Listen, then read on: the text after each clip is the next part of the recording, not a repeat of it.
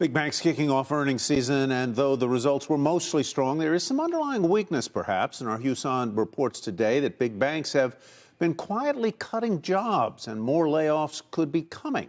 Hugh is here now in the studio. Who's doing it and why?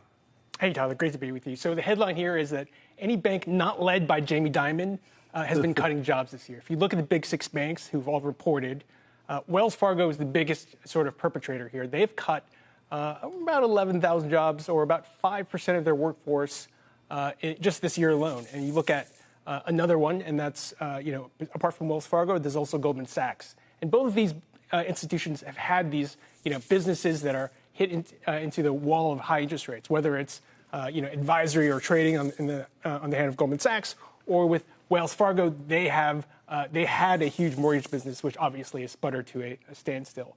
And so these are the the little stories within the larger story. And the larger story is that if you look at these five banks, they've cut about 20,000 jobs so far this year. Why has J.P. Morgan not chosen to go that route? What's different about J.P. apart Morgan, from Jamie Dimon? He's a lot of it. So they are in a category of one here. They're still growing. They picked up First Republic. That added 5,000 jobs. And I thought that would be much of it. But really, that was just a third of the 15,000 jobs they picked up.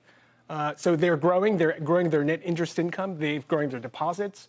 They're growing their revenue. And they're still, they're actually growing their branch network as well. So, apart from that and the tech investments, they really are firing on all cylinders right now. I may be catching you off guard here, but of course, earlier this year, UBS took over Credit Suisse. What's happened there? Do you know? Yeah, massive consolidations, right? So when you combine two huge global investment banks, they do a lot of the same things. So unsurprisingly, you're going to see high double-digit job cuts, and they're enacting on those cuts to make the whole thing work. What about the mid-size or the regional banks? Are they doing the same thing? Yeah, so they're about to report. So we're actually still seeing those figures come out, whereas the big six have reported, and that's why we have those numbers. Mm-hmm. I would suspect that their employment levels are going to edge down. And the analysts I spoke to have this thesis, which is, credit has been really good. You're going to see corporate and consumer loans start to fail next year. And when they do, you're going to see folks have to rein in the expenses. And the one way they could do that is to cut jobs. It all takes me back to a couple of years ago, that famous miss that JPM had when it was on higher expenses.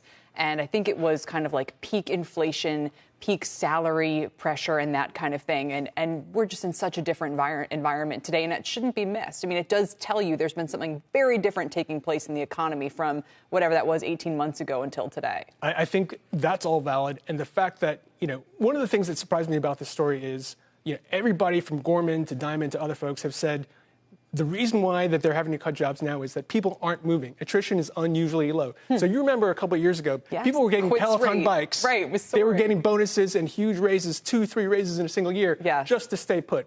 Now, now that the environment's different, these bankers, they're risk averse. They're staying in their seats, and that tells you something. If these guys are staying in their seats, what are they concerned about coming down the pipe? Absolutely, great point. Yeah, they're staying in the seat. They're not selling their houses. No, they're stuck.